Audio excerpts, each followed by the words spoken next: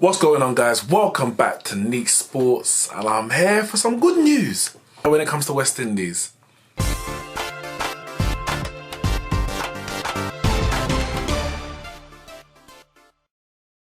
You know, I was following the World Cup. Very difficult time for me as a West Indies fan. Enjoyable nonetheless, going and travelling across the country, seeing my team game after game after game. I think I only missed, what, 1, 2 games? I think the Sri Lanka game and the India game. I think those were the only 2 that I missed. The India game you just can't get tickets for. We lost most of those games, other than the first and the last game against Pakistan and then Afghanistan. Since then, we played India, of course. Did my reviews on that ODI series, which we lost. And then we played Afghanistan. Away from home, to an extent, but it was actually in India. I think Afghanistan were assigned the home team. I think it's probably some political reasons why we didn't play in Afghanistan. Maybe safety concerns. I'm not 100% sure, but we played in India anyway. And we won. We won an ODI series, a one-day international, for the first time in 5 years. How the mighty have fallen. How the mighty have fallen. And the funny thing about that, I say how the mighty have fallen. In my lifetime, or should I say more, what I remember in my lifetime, we've been awful. We've been absolutely awful. And I've gone through some of the statistics, because they say it was the first ODI win in 5 years. And I'm trying to remember the other ODI wins that we've had. And I just couldn't. I couldn't for the life of me remember. So obviously we beat Afghanistan. I'll go for, we'll speak more about the series itself in a bit more detail. But I just want to go back a bit. So 2014 was our last series win, which was also a blackwash, a whitewash. 3-0 against Bangladesh. And that was in the West Indies. Before that was a one-off game against Ireland. And that was also in the West Indies. Not to write home about, not to get excited about, but, it's a win. That was in 2014, by the way, still. Before that was a 3-0 series win against Zimbabwe.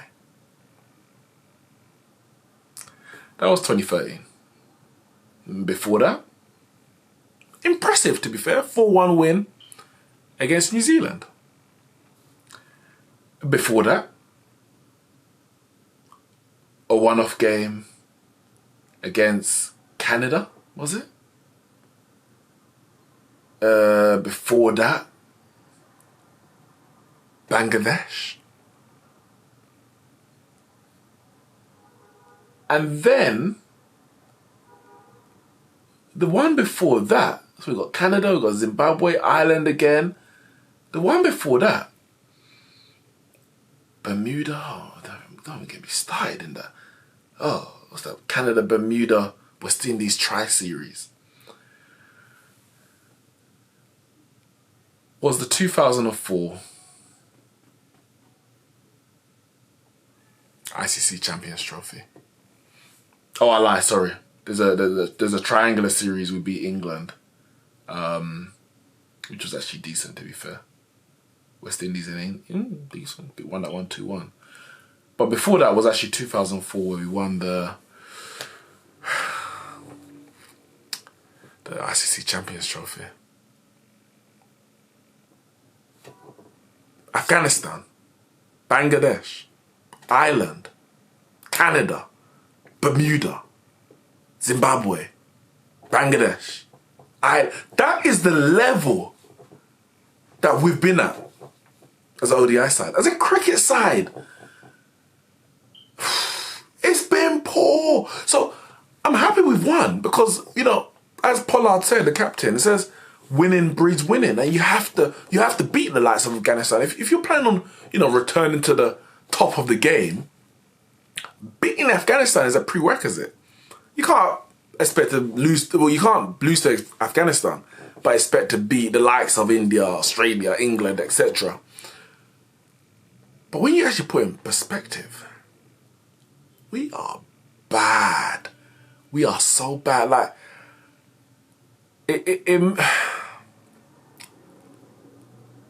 you can't get too excited. You have to start asking, is this our level? Because, okay, we won 3 games in a row in this series. The last time we won 3 in a row was actually the ICC World Cup qualifier. So that's the likes of Afghanistan were there, Ireland, Scotland, Zimbabwe. I can't remember what the other teams there. The teams below the elite, the associate members. That's our level. Like, we're the best of those. Even then, we lost to Bangladesh in the World Cup.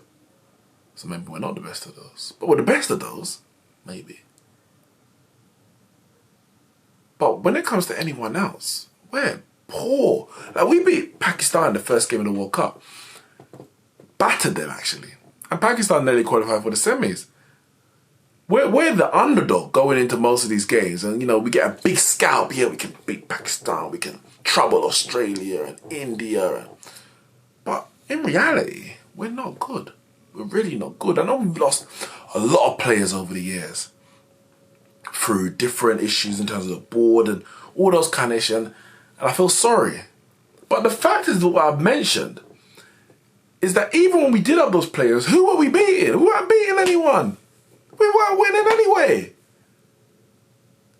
I know the issues have been going on very long, but like when we won the ICC Champions Trophy back in 2004, we were one of the underdogs. We always go into these tournaments as one of the underdogs. That has to change. And people say, oh, you know, West Indies, on our day, we can beat anyone. Well, how often is our day then? Because it don't seem like we're beating anyone very often. It's poor. It's so poor. Now, this series, as I said, we won the 3-0. So you say, yeah, on the face of it, we did our job.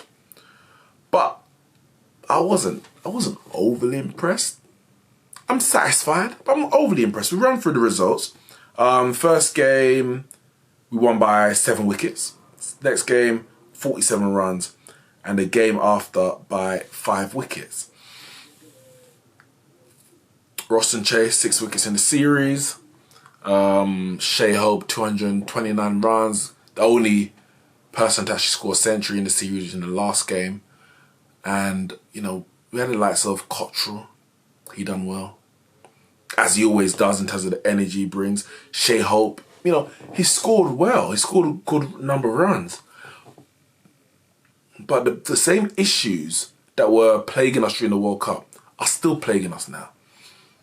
Rotational strike. Now, in the last game, it was much better. He was batting at 70 strike rate, which isn't bad. And if he anchors the innings, and he's one of the best in world cricket at doing that, you need the other players to play around him. And, you know, some players did it very well. Pooran had a good innings the other day. When we had to set Afghanistan a total. Chase, he scored a 90-odd. And in this game, him, Pollard, they both scored quickly to supplement Shea Hope anchoring the innings. But even when you're anchoring the innings, you don't have to drop anchor. Like, it's not a test match. I understand the role he's been given, but I just feel that a man of his class, and he's a quality batsman, he needs to learn how to just rotate the strike that much more. As I said, he had a 76, I think it was, strike rate in that match. His career strike rate apparently is over 70, which slightly surprises me. But the reality is, in this day and age, 70 is the bare minimum. It's really the bare minimum because 300 is a normal total now. But we didn't score 300 in this series once. Now, granted, twice we were chasing, fair enough. The one time we did bat, we didn't score 300. So in the World Cup, we struggled with the runs again. We struggled with everything, to be honest. But we're not setting big enough totals to put the batsman under enough pressure. because we're not scoring quick enough. We'll get off to a decent start. We'll have a good finish. But that middle period, when you think, the first power play is 10 overs. The last power play is 10 overs. The biggest period is a 30-hour period in between 11 and 40. And sometimes we're going that 3 and over. And in reality, you need to be going that minimum 5 and over. I know I've said this before, it sounds like I'm just repeating myself. And I know we won the series, so it should be something to celebrate, but I'm just looking at the bigger picture. I really am, and it's something that's been an issue in our cricket for years, like decades, over a decade. I'm 28. I've been seeing this for about 10, 15 years. Quite crash bang wallop, but we can't get the singles. We can't get the singles to keep it. And in this day and age, it's even the players are fitter. They're running more in between the wickets. They're turning ones into twos and twos into threes. We're slapping it to the boundary and barely getting one because we're trying to go for the fours and we're trying to go for the sixes. That you can pick up easily an extra 30, 40 runs, which is the difference between winning and losing. It's the difference between putting a team under pressure behind the rate early than them being able to build it, like to play themselves in, build their innings, have wickets in hand, and then win the game easy. It's the big difference. And when we come against much better opposition than Afghanistan, unless we improve that, we're gonna struggle. But we won the series 3-0. We did what we needed to do. Comfortable victories, to be fair. At one point when we set the target in the second ODI, they were 2 down for 100 and something, and it was a bit, here we go again, because in the World Cup, that's what we got wickets early and we struggled to take wickets at regular intervals. But then we picked up 1 wicket, brought the partnership, and then booed them away and won very comfortably in the end. So, you know, no issues there. Phil Simmons back in charge, gets off to a win. Pollard captain, obviously he's captain the series against India as well, but he gets his first win as captain. A lot of these players, this is their first series win. What? Yeah, 5 years, the first series win. Hayden Walsh Jr., who had a very good, we call it the Caribbean Premier League, the T20. He had a very good tournament. I think he was the leading week taking the tournament, leg spinner. He was called out to the squad and he had a decent series actually. He usually his first spell he struggled up front and then came back and picked up wickets. So, you know, as a inexperienced leg spinner, it always happens. You know, there's sometimes they struggle with their line and length, and they can be expensive. But he actually did well for his first series. So I hope to see more of him. You know, we struggled in that spin department. We've had players come in and come out and for different reasons. You know, Ryan's probably the biggest one, the travesty. He's world-class spinner and for some reason, whatever the reason, he's just not playing for West Indies. So we need to find someone else. Brandon King, he came in as well. He came in the last ODI. I don't think he didn't play the first 2. Played the last ODI. A quick 17, 18, I think he scored in that game. But I'm not going to get excited. Azari Joseph back, very happy to see him. Missed him in the World Cup. Kim Paul, missed him in the World Cup. He played the last game, got 3 wickets. These are players who I want to see in the mainstay in the West Indies side going forward. Hetmeyer. He's frustrating, man. He's frustrating. He's so talented. He's so talented. And that's why he's so frustrating, because he gets in. And just when it feels like, yes, he's going to go on and win us the game or set us a competitive total, and he gives it away. I think it was it the second game? Where he hits I think it's on 30 odd, hits a 6. Right, cool. I think it's like the second, 5th ball over. One more ball over. He has to go for another 6, get caught on the boundary. You ruin all your good work. You weren't looking in no trouble and you just give it away. Time and time again, he does that. I think in that World Cup, I only remember the Bangladesh game where I would say he played a smart innings. Every other innings was exciting, but the way he got out, or even the way he was making his runs, was streaky and immature. Just really immature, not playing the situation. The Bangladesh game, I think, was the only one where it was like, yeah, you had to keep going. You had to keep, because no one else was really scoring much runs.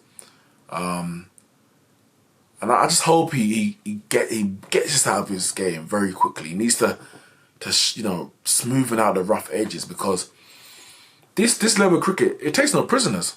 Before you know it, you wasted your career, and you've spoken about as, remember that guy has so much talent. We've had so many of those players come through the West Indies setup, and all we speak about is he has so much talent, he didn't fulfill it. Even our captain Pollard, he's one of the senior statesmen now in our cricket, and he's a waste of talent.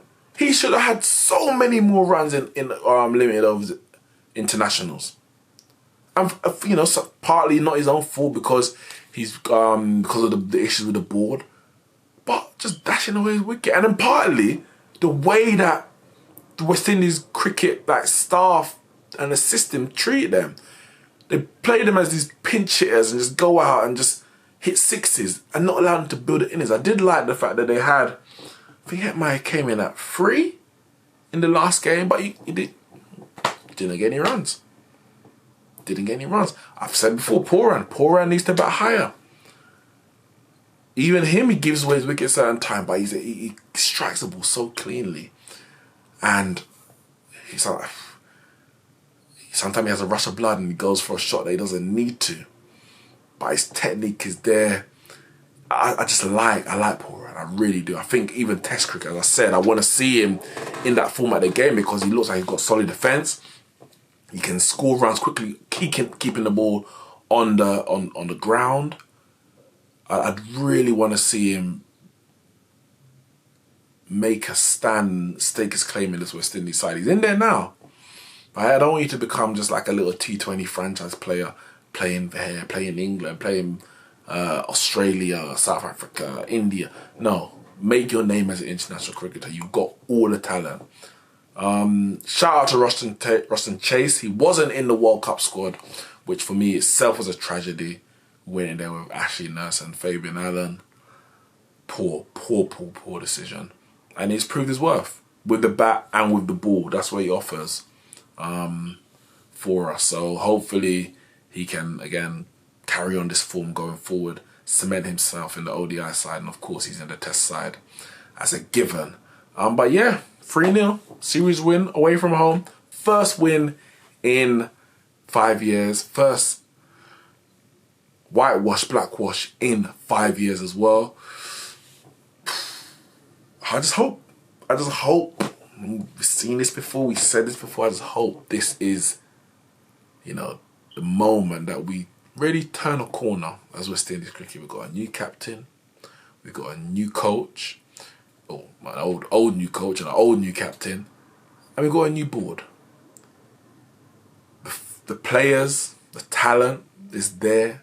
We just need to find a way to bring it all together, and we can see the results and the fruits on the other end. Guys, thanks for watching the video. Let me know your thoughts on the ODI series West Indies and how far Pollard, Simmons and the new board can take this West Indies side in the future. Hit the like and subscribe button, and I'll see you soon.